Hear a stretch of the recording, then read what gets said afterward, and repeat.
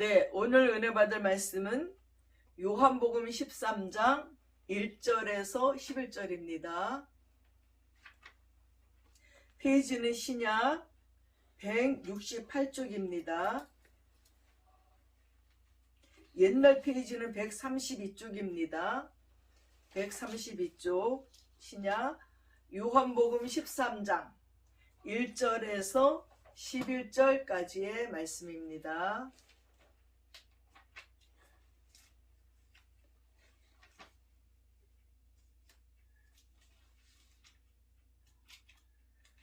네, 찾으셨는 줄 알고 1절에서 11절까지의 말씀을 제가 봉독해 올리겠습니다.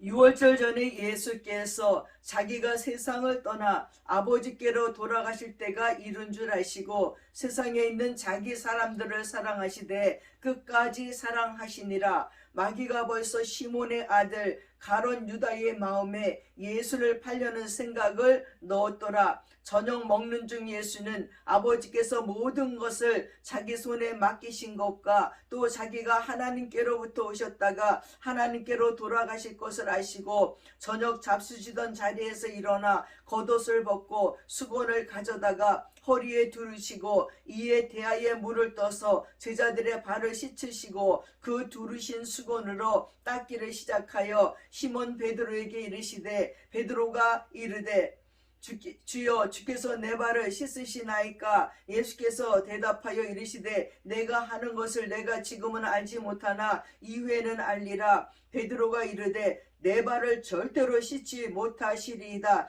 예수께서 대답하시되 내가 너를 씻어주지 아니하면 내가 나와 상관이 없느니라. 시몬 베드로가 이르되 주여 내 발뿐만 아니라 손과 머리도 씻어 주옵소서. 예수께서 이르시되 이미 모욕한 자는 발밖에 씻을 필요가 없느니라. 온몸이 깨끗하니라. 너희가 깨끗하니 하나 다는 아니니라 하시니 이는 자기를 팔 자가 누구인지 아심이라. 그러므로 다는 깨끗하지 아니하다 하시니라. 아멘. 오늘은 사순절 기간을 지나면서 발을 씻겨주시는 예수님을 우리가 묵상하면서 은혜를 받고자 합니다. 한때 성공의 감독이 되기를 꿈꾸었던 사무엘 브랭클이라는 청년이 있습니다. 그래서 이 청년은 구세군에 지원을 하기 위해서 대서양을 건너 영국으로 건너왔습니다. 근데 이 부스 장군은 그의 지원을 마지못해서 허락을 했습니다. 그리고 그에게 겸손한 마음을 키워주기 위해서 다른 훈련생들의 군화를 닦으라고 지시했어요. 이 낙심한 브랭클은 속으로 내가 뭐 군화 닦으려고 내 꿈을 쫓아 대서양을 건너왔단 말이야 하면서 불평하는 마음이 들었습니다. 그러던 중 그는 어느 날 한상 중에 예수님께서 무식한 어부들의 발 위에 허리를 굽히시는 모습을 보았습니다. 그때 그는 조용히 이렇게 말했습니다. 주님은 그들의 발을 씻겼습니다. 저는 그들의 구두를 닦겠습니다 하는 고백이 그냥 절로 나왔습니다. 테레사 수녀가 어느 날 한 어린이의 상처를 지극한 정성으로 치료해주고 있을 적에 인근에 살던 이웃 주민이 물었습니다. 수녀님, 당신은 당신보다 더 잘 살거나 높은 지위를 가진 사람들이 편안하게 사는 걸 보면 부러운 마음이 안 드십니까? 여러분, 인도를 가보신 분들은 알지만 정말 지금은 좀 또 달라졌는지 모르지만 제가 한 25년 전? 내가 갔을 때는 캘커타 거리가 막 온통 다 쓰레기통이었습니다.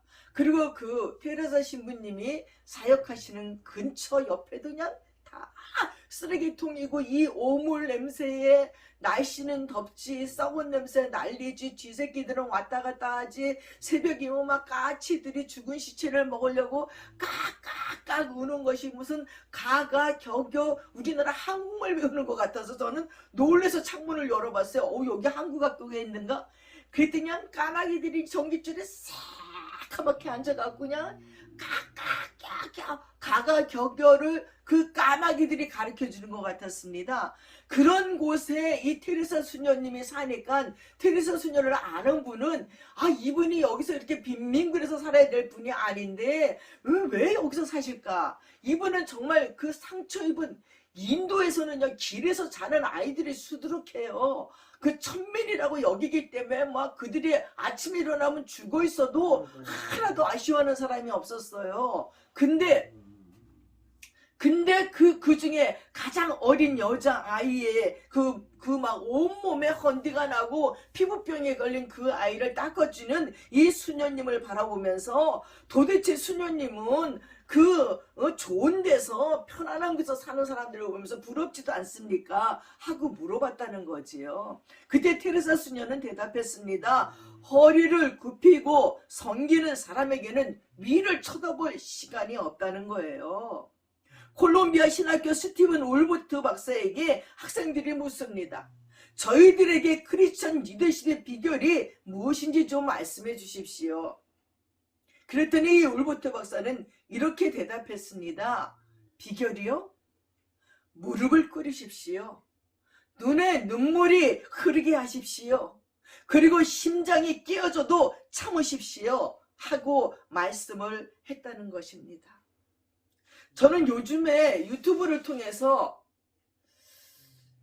수상소감을 하는 연예인들에 대해서 봤어요. 근데 정말 감동이었습니다.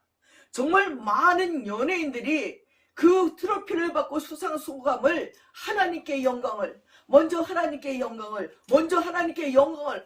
저는요 감동이요. 어머, 저분도 예수를 믿는구나. 야, 저분도 어떻게 겸손하게 하나님께 영광을 돌리는구나. 그들의 간증과 고백하는 것을 바라보면서 야, 진짜 우리 하나님 멋있다. 하나님께 영광 돌리는 저들 또한 너무 멋있다는 생각을 했습니다. 그 중에 덴젤 워싱턴이라는 영화배우가 수상소감을 하는데 간증을 하더라고요. 이 모든 것이 하나님께 영광이라는 것입니다. 그러면서 많은 자들에게 하나님께서 우리에게 요구하시는 것이 뭔지 압니까? 서로 섬기라는 것입니다. 서로 사랑하라는 것입니다. 하면서 그 워싱턴이 외치는 말씀을 보고 그분에 대해서 찾아봤더니 대학생 졸업식장에 연설을 가서 하는데도 얼마나 신실하게 하나님에 대해서 증거하는지요. 그에게는 아버지가 목사님이었더라고요. 그래서 목사를 하려다가 여러 가지 미식 축교도 해보고 이것도 해보고 막 이러다가 자기가 그 배우가 되기 시작했고 배우로서 영광을 돌리게 됐고 그러면서 하나님께 수상소감을 그렇게 간증을 그 많은 사람 가운데서 간증을 하는 거 보면서 놀랬습니다.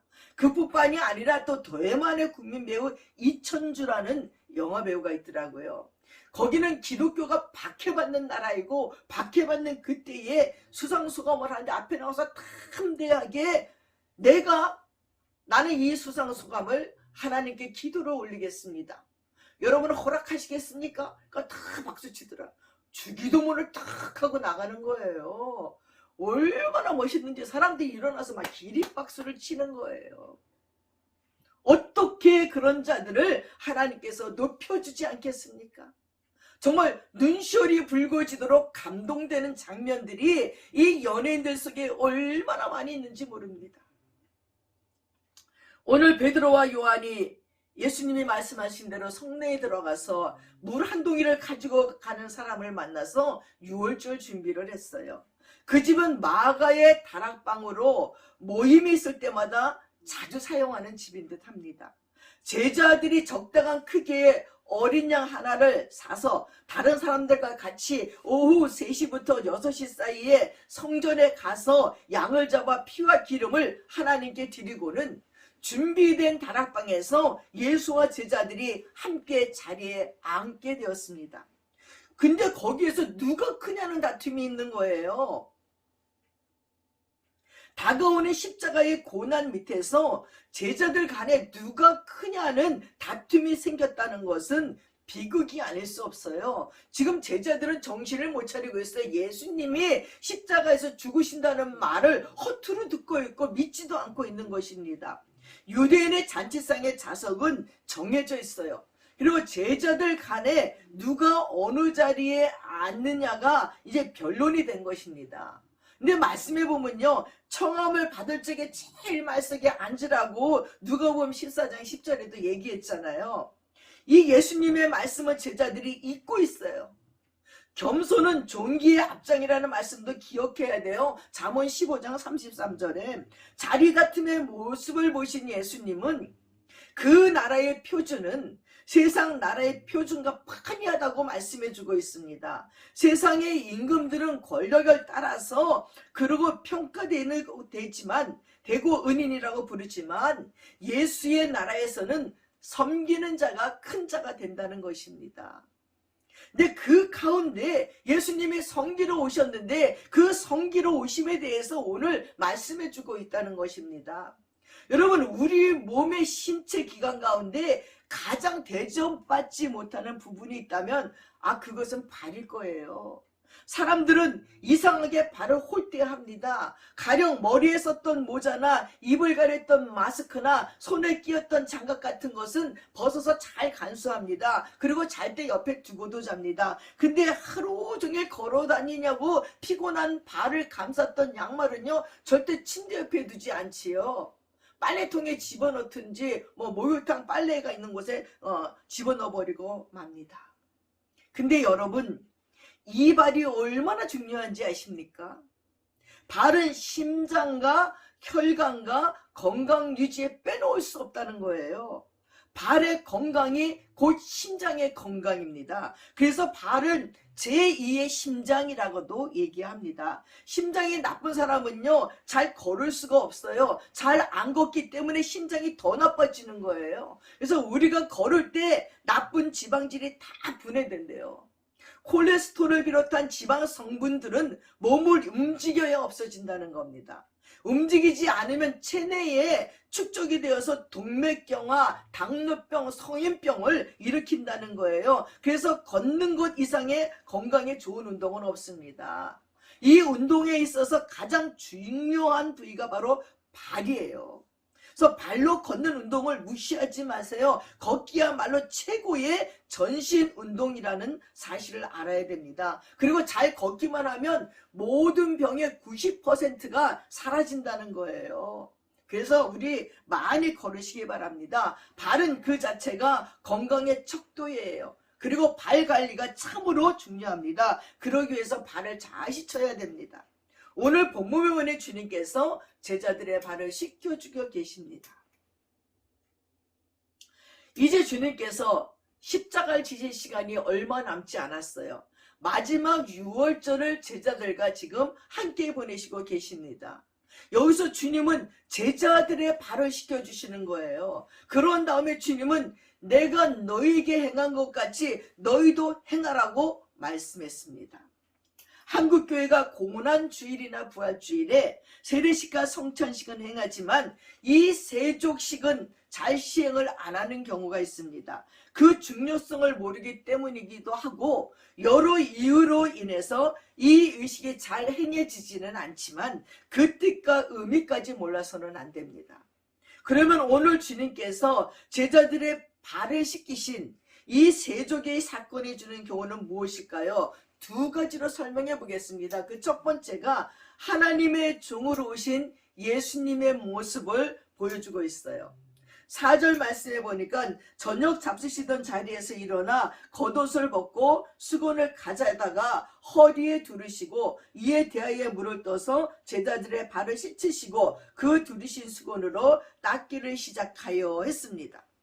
제자들과 함께 유월절을 식사를 하시던 주님께서 자리에서 벌떡 일어났어요.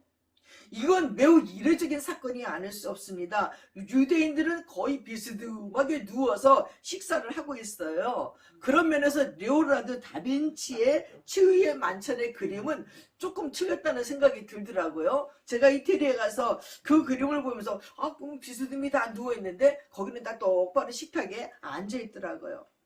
어쨌든 주님은 자리에 일어나셔서 겉옷을 벗었어요. 그리고 수건을 가져다가 허리에다 둘렀습니다. 이 갑작스러운 주님의 이런 행동에 제자들은 어리둥절할 뿐 아니라 누구도 말리지를 못했어요. 주님의 엄숙하고도 진지한 모습에 아무도 말을 걸지 못하고 그냥 지켜보고 있기만 했습니다.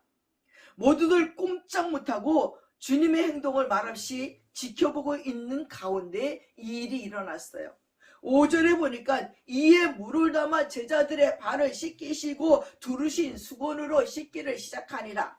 주님께서 대야에 물을 담아왔어요. 제자들은 그것이 무엇을 의미한지 알고 있었을 것입니다. 하지만 속으로는 설마 했을 거예요. 왜 그런가 하면 이 발을 씻기는 일은요, 종들이나 하는 일이기 때문이에요. 가장 낮은 자가 하는 일입니다. 그래서 그들은 설마 우리의 발을 씻기려고 하는 것은 아니겠지 했는데 이 설마가 현실로 나타난 것입니다. 여러분, 저희 나라처럼 양말을 신고 다니고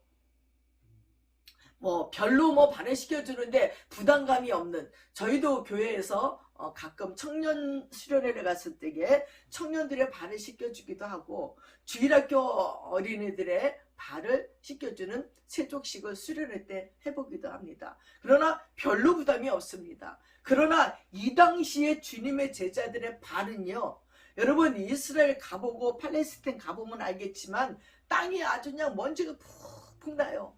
우리나라처럼 이렇게 아스팔트가 쫙 돼 있고 땅이라고는 볼 수 없는 그런 곳이 아니라 전혀 그런 것이 되어 있지 않는 먼지가 풀풀 나서 더우니까 또 이렇게 조리 스레빠 같은 거 싣고 다니면 그 스레빠 안에 발에는 먼지가 포해요.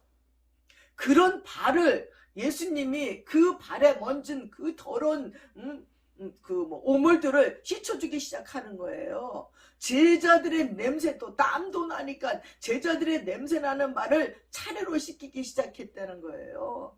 여러분, 유대 지역에는 사막이잖아요. 그리고 날씨가 건조하잖아요. 얼마나 먼지가 많은지 몰라요. 그러므로 외출하고 돌아왔을 때 제일 먼저 그런 발을 씻잖아요. 특히 다른 집에 손님으로 갔을 경우에 주인이 종으로 하여금 손님의 발을 먼저 씻겨주는 것이 예의였습니다. 그런데 문제는 주님이 제자들의 발을 씻겨주고 계시는 거예요. 이런 일은 흔한 일이 아니에요. 아니, 단 한 번도 본 적이 없는 일이었어. 제자들이 어리둥절했습니다. 주님께서 이렇게 하시는 이유가 무엇이라고 생각합니까? 예수님의 제자들은 12명이에요. 많지 않는 숫자입니다. 그럼에도 만나기만 하면 다투는 거예요. 다투는 이유가 누가 큰 자냐, 누가 높은 자리에 앉을 거냐, 이러는 것입니다. 이 주님이 볼 때는 별 의미가 없어요. 도토리 키재기예요. 근데 자기들은 아닙니다. 큰 문제입니다. 내가 너보다 더이냐, 이겁니다. 이 문제로냐 매우 시끄러웠습니다. 오늘 우리들의 모습도 마찬가지죠. 한국교회 분쟁이 있는 모든 교회는 바로 이 누가 더 크냐, 이 문제로 싸웁니다. 원로 목사와 담임 목사가 싸웁니다. 누가 더 큰가? 장로들과 목사들이 싸웁니다. 누가 더 높은가? 전에 강성교회에서 새로운 제자 목사랑 그리고 원로 목사랑 막 있는 대로 싸웠잖아요. 근데 그 김창인 목사님이 지난주에 돌아가셨어요. 많은 지병을 앓으시다가 돌아가셨다고 합니다. 또한 권사끼리 집사끼리 싸워요. 누가 더 힘이 있는가? 교파끼리 교회끼리 싸웁니다. 지금 우크라이나하고 러시아가 싸웁니다.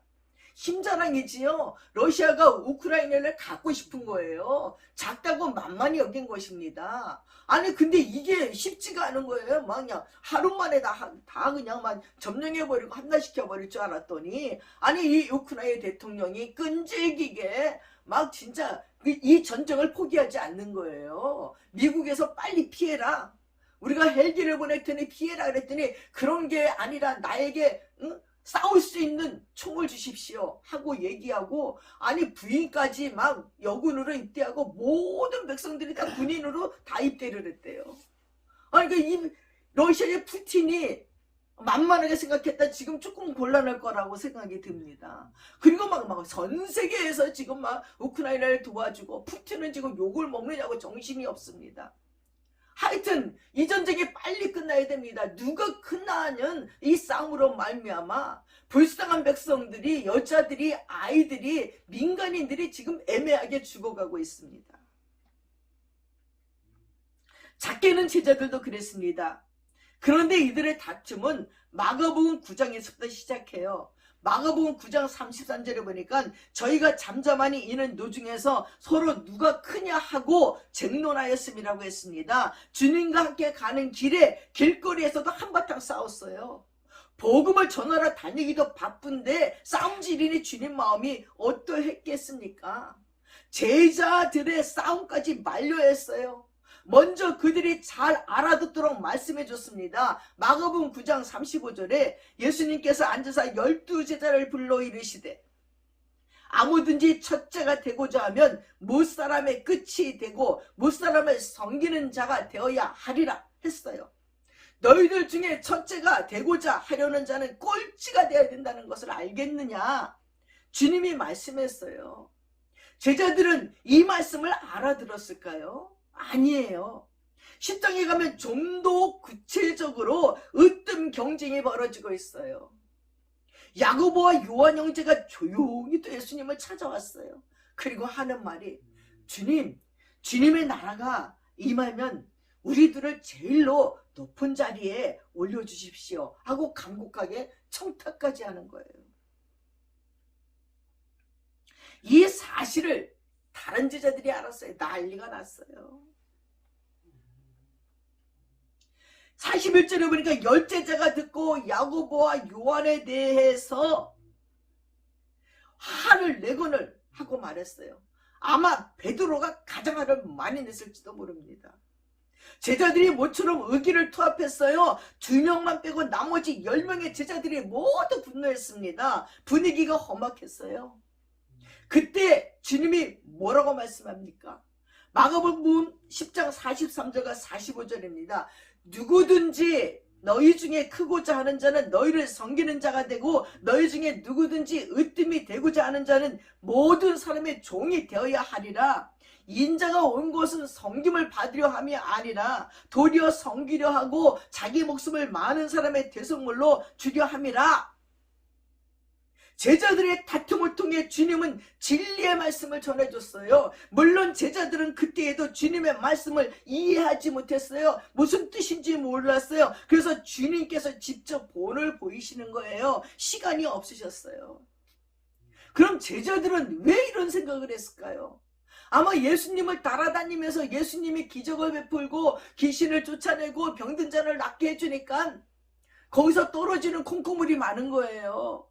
사람들이 먹을 것도 갖다 주고 예수님을 존경하고 뭐 헌금도 하고 이런 걸 보면서 예수 뒤를 쫓아다니면 제일 높은 자가 가장 많은 것을 얻겠구나, 가장 존경을 받겠구나, 권세를 예수님 다음으로 누리겠구나, 이게 막 머릿속에 들어온 거예요.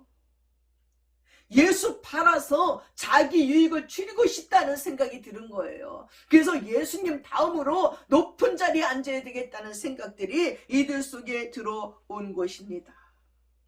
예수님이 십자가에 못 박혀 죽으셔야 된다는 거예요. 그런 모든 죄를 짊어지시고 십자가에 죽으시고 그리고 부활하시고 승천하셔야 된다는 것을 이 제자들은 아무리 얘기해줘도 생각도 못하고 깨닫지도 못하고 알지도 못하는 것입니다. 그래서 예수님께서는 이제 몇 시간 후면 십자가에 못 박혀 죽으셔야 되는데 시간이 없고 바빴습니다. 그때까지 자리 싸움이 나는 제자들에게 주님은 옷을 벗으시고 허리에 수건을 차시고 실제로 섬기는 종의 모습을 보여주시는 것입니다.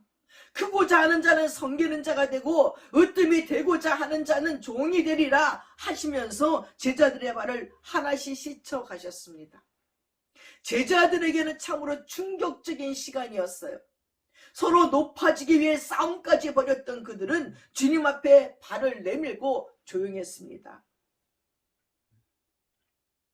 우리 주님은 참으로 놀라우신 분입니다. 어떻게 이런 방법을 창안해내셔서 정말 2022년 동안 사람들을 울리시는지 모릅니다. 세족식을 할 적에 하는 사람이나 받는 사람이나 안 오는 사람이 없지요. 그러나 주님께서 발을 씻기시고 있는 이 일보다 더 큰 의미가 담겨져 있습니다. 바로 우리를 위해서 이 세상에 오신 하나님의 종의 모습을 보여주고 계시기 때문입니다. 이사야는 이런 예수님을 고난받는 종이라고 했습니다. 세례 요한은 세상 죄를 지고 가는 하나님의 어린 양이라고 했습니다. 고난받으시는 종, 그리고 세상 죄를 지고 가는 어린 양, 이것이 주님의 진짜 모습이고 이 땅에 오신 이유인 것입니다. 주님께서 무엇 때문에 이 세상에 오셨다고요? 인자에 온 것은 성김을 받으려 함이 아니고 도리어 섬기려 하고 자기 목숨을 많은 사람의 대속물로 주려 함이라고 했습니다. 그래서 이 본문을 토대로 십자가와 수건을 신앙의 상징으로 삼는 이들도 있습니다. 리처드 포스트는 십자가가 복종의 징표인 것처럼 수건은 섬김의 징표이다라고 말했습니다. 예수님은 두 가지 이유에서 제자들의 발을 씻었어요. 복종과 섬김, 바로 종의 모습이 아닙니까?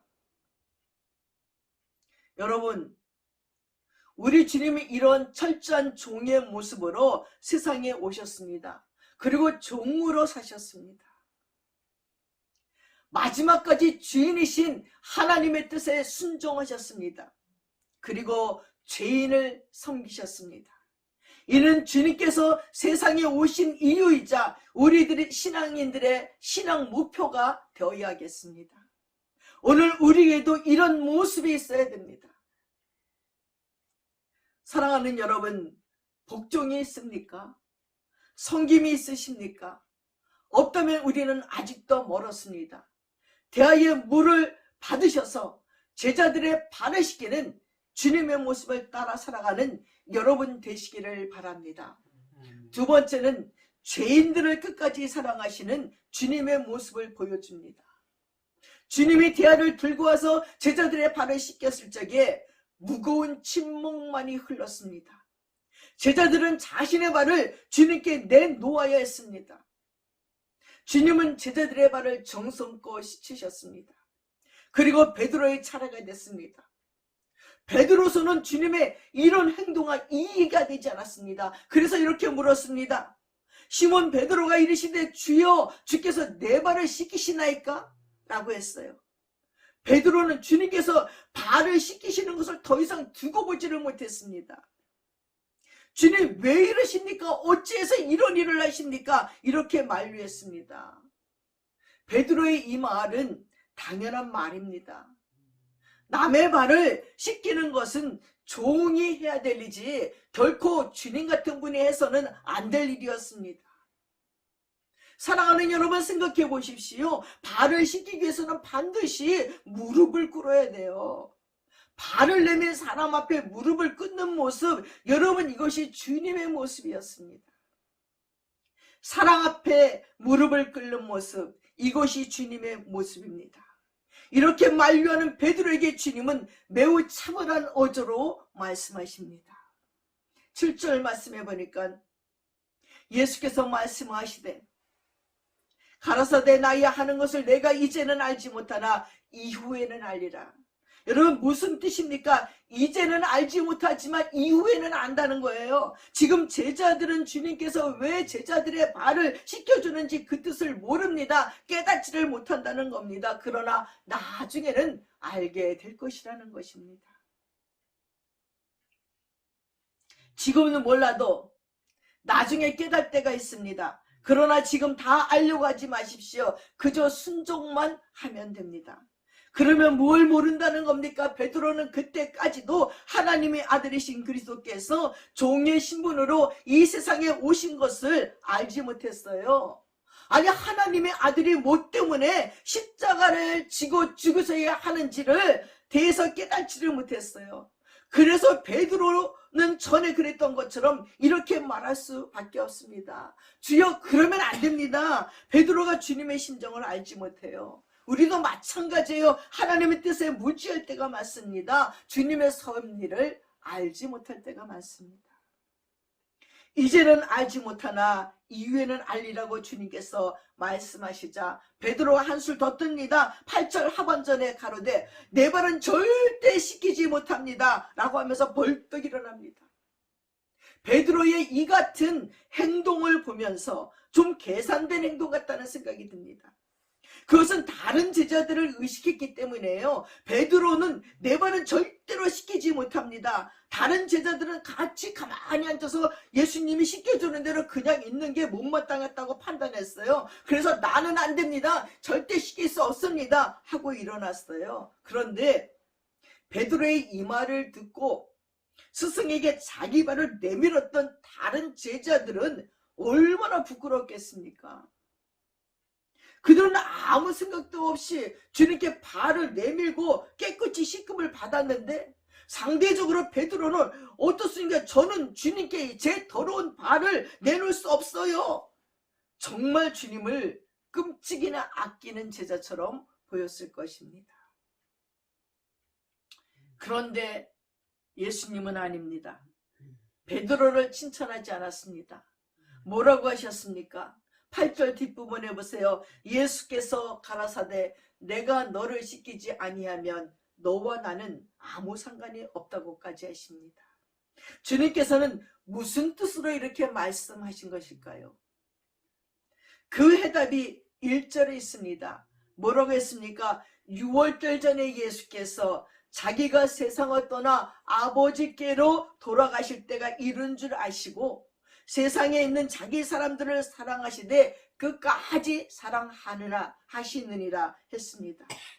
예수님은 제자들을 사랑하시되 끝까지 사랑하신다는 것입니다. 그리고 그 증표로 제자들의 발을 씻겨줬습니다. 인간의 사랑은요 절대 영원하지 않습니다.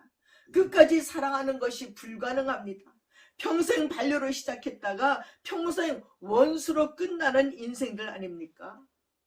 베드로가 예수님을 사랑한다고 그럴 수 없다고 만류하기는 했지만 그는 그로부터 얼마 안 돼서 주님을 3번이나 모른다고 부인합니다. 저주까지 합니다.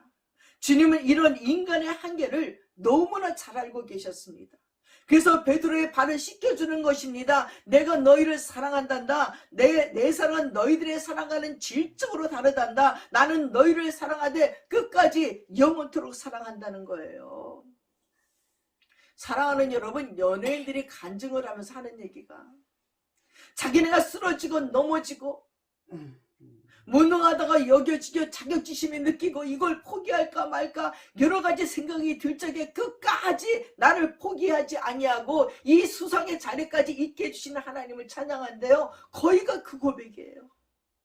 내가 넘어지고 쓰러질 때 버리지 아니하시고 내가 예배를 드리든지 안 드리든지 내가 믿음 안에 있든지 안 있든지 내 곁을 떠나지 아니하시고 지금까지 지켜주시는 하나님께 영광 돌립니다. 다들 울먹이면서 하나님께 영광 돌리는 거예요. 고난을 겪으면서 자신의 무력함을 느끼면서 나는 할 수 없구나를 느끼면서 그들은 하나님의 사랑을 처절하게 느낀 거예요. 끝까지 나를 사랑하고 버리지 않는 건 하나님이구나. 나를 좋다고 막 아우성치는 팬들도 내가 차에서 내리면 막 한호성 치는 막 그 팬들 앞에 내가 우쭐했었지만 저들은 나를 끝까지 사랑하지 않지만 하나님은 내가 넘어지고 내가 무시되고 내가 연기도 못하고 내가 노래도 못하고 내가 운동도 못하고 했을 그 절망의 자리에서도 자기네들을 버리지 않았다고 고백하는 거예요. 사랑하시되 끝까지 영원토록 사랑한다는 걸 그들은 피부로 삶으로 느낀 것입니다. 여러분, 이것이 주님의 우리를 향한 사랑입니다. 아무리 사랑하는 부부라 해도 때때로 미어지고 싸움이 있게 마련입니다. 부부싸움은 칼로 물베기와 같다고 하지만 싸우고 다시 화해했다가 다시 미어지고 이런 과정을 반복하면서 사람은 변하기 마련입니다. 처음 사랑은 아무래도 아닙니다. 이것을 끝까지 사랑하는 것이라고 말하지 않습니다. 왜냐하면 수시로 변하기 때문입니다. 상대방이 조금만 섭섭하게 하면 미움이 생기고 다툼과 갈등이 있게 되는 것이에요. 그래서 어떤 상담가가 말하기로, 아니 아직도 사랑하는 부부가 있습니까? 부부라는 이름 뒤에는 사랑이 없다는 거예요. 이미 다 끼어져 버렸다는 것이요. 아직도 부부가 사랑하는 집이 있습니까? 놀래서 얘기하는 걸 들으면서, 아니 부부가 사랑하는 게 당연한 줄 알았더니 사랑을 안 하는 게 당연한가 하는 생각도 들었습니다. 그러나 예수님은 한번 사랑의 대상으로 삼으시면 무슨 일이 생겨도 변하지 않습니다. 그러므로 우리가 일단 주님의 사랑의 대상이 되었다면 어떤 일이 있더라도 그 사랑 안에서 버려지는 일은 없습니다. 우리를 향한 주님의 마음은 절대로 달라지지 않습니다. 우리가 변할지도 주님은 우리를 버리지 않습니다. 그 증거로 주님은 제자들의 발을 씻겨주신 것입니다. 마리아라는 한 여인이 있습니다. 7 귀신이 들렸고 음란 마귀도 있었습니다. 그러던 어느 날 주님을 만났습니다. 주님께서 그녀의 죄를 모두 용서해 줬어요. 마리아는 이 은혜가 너무도 감사했습니다. 그녀는 주님을 마음속 깊이 사랑했습니다. 어떻게 해야 주님의 사랑을 보답할 수 있을까요? 그녀가 주님을 향한 일을 요한은 이렇게 기록했어요. 마리아는 지극히 비싼 향료 곧 순전한 나드 한 근을 가져다가 예수의 발에 붓고 머리털로 그의 발을 닦으니 향유 냄새가 집안에 가득하더라. 요한복음 12장 3절입니다.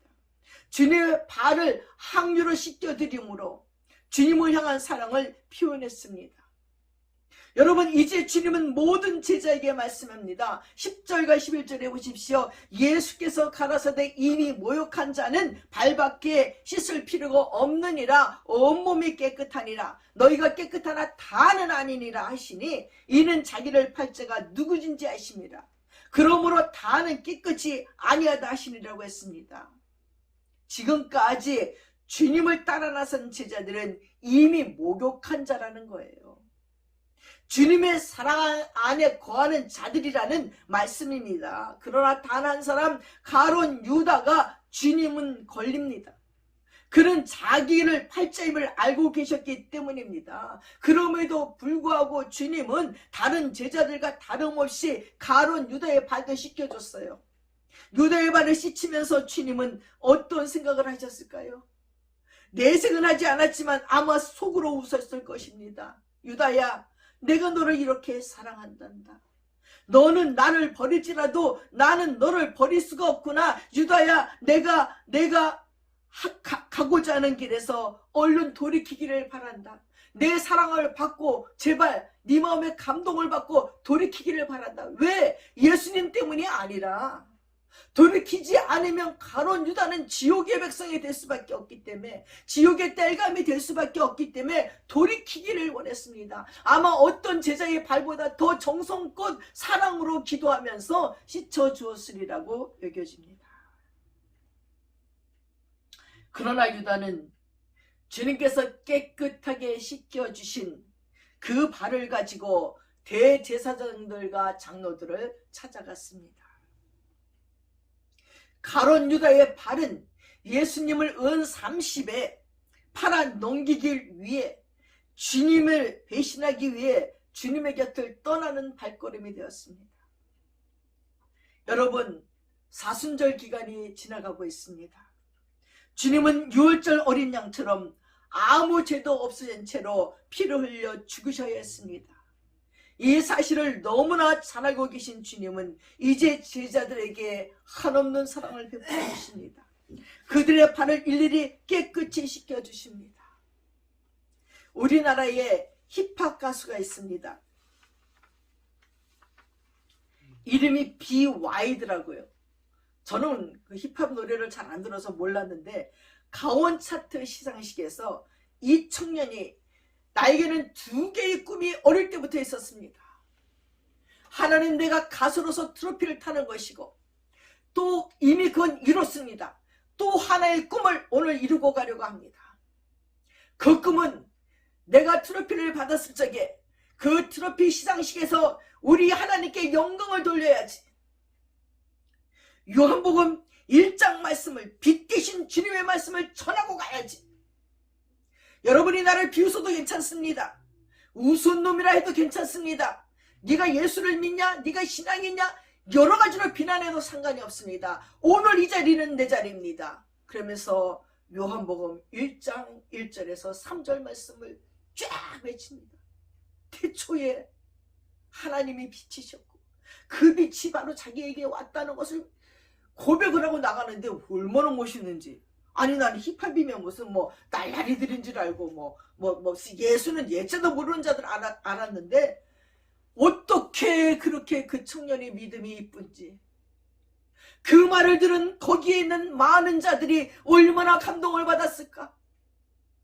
히피같이 정신없는 저들 속에 예수님이 살아계셔서 어릴 적부터의 그 꿈을 키우면서 교회를 다니면서 하나님 내가 트로피를 받는 날, 내가 하나님이 나에게 비추러 온 사실을 전하겠다고 그 꿈을 키우고 오늘 나는 두 번째 꿈까지 이루고 갑니다 하고 트로피를 받고 내려가는 걸 보면서 저는 감동받지 아니할 수가 없었습니다.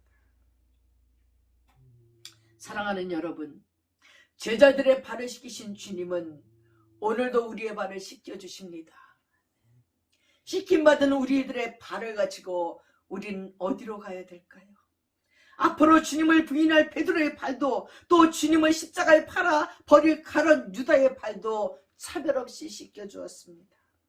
마찬가지로 우리 더럽고 추악한 죄의 유무와 관계없이 주님은 우리의 발을 씻겨주셨습니다. 우리의 사랑 여부와 무관하게 주님은 우리를 영원토록 끝까지 사랑해 주십니다. 이 사랑을 오늘 우리가 경험해야 합니다. 영원토록 잊지 말아야 됩니다. 이제 우리에게 향유는 없을지라도 대야와 물은 있을 것입니다. 우리 모두 허리에 수건을 메고 주님의 발을 씻겨드립시다. 이 사순절 기간에 주님에 대한 순종과 사랑을 보여드리는 저와 여러분 되시기를 축원드립니다. 기도하겠습니다. 사랑하는 아버지 하나님, 이 사신절 셋째 주일에 빛과 어둠의 대립, 즉 빛의 아들로 오신 예수 그리스도와 어둠의 세력인 사단과의 대립을 중심으로 아버지 정말 요한복음에 절절히 흐르는 우리 주 예수님의 사랑을 느껴봅니다. 아버지 오늘도 십자가를 앞에 두고도 두고 가는 제자들의 걱정이며 누가 크냐고 아버지 섬길 줄 몰라 하는 제자들이 염려되어 그들의 발을 씻기며 섬김의 도를 보여주시며 너희도 이같이 하라고 말씀했습니다. 사랑하는 아버지, 우리도 이같이 할 수 있는 마음을 주시고 믿음을 주시고 어떤 자리에서도 예수를 높일 수 있는 자들 되게 하시고 나를 위해서 십자가에 죽어주신 그 예수의 사랑에 감격하며 감동하며 살아가게 하여 주셔서 어떤 고난이 와도 어떤 어려움이 와도 이겨낼 수 있는 믿음을 주시옵기를 간절히 빌고 원합니다. 아버지 우크라이나에 아버지 안에 전쟁이 일어났을 적에 그 대통령과 아버지의 대통령 부인은 하나님 앞에 찬양했습니다. 백성들은 길거리에 모여서 기도했습니다. 교회는 예배를 드렸습니다. 하나님 불쌍히 여겨주시고 이 전쟁의 속해 끝나게 하시고 작다고 아무도 얕보지 못하도록 하나님이 지켜주시옵소서. 오늘도 코로나로 말미암아 죽어가는 많은 영혼들을 불쌍히 여겨주시고 병들어 신음하는 자들을 찾아가 위로하여 주시옵소서. 자비하신 주께서 고난당하는 모든 자들 위해 함께 하심을 믿고 감사드리며 우리 예수님의 이름 받들어 기도드렸사옵나이다. 아멘. 다 함께 자리에서 일어나셔서 144장 찬양하겠습니다.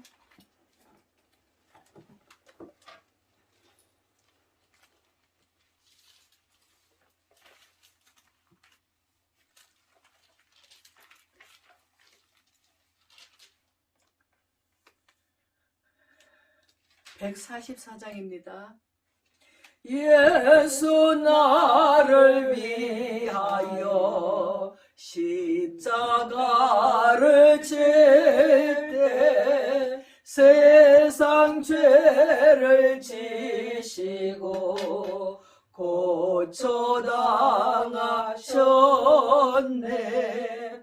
예수님 예수님 나의 죄 위하여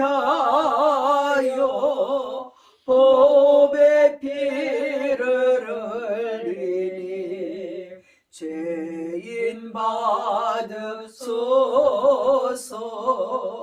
십자가를 지심은 무슨 죄가 있나.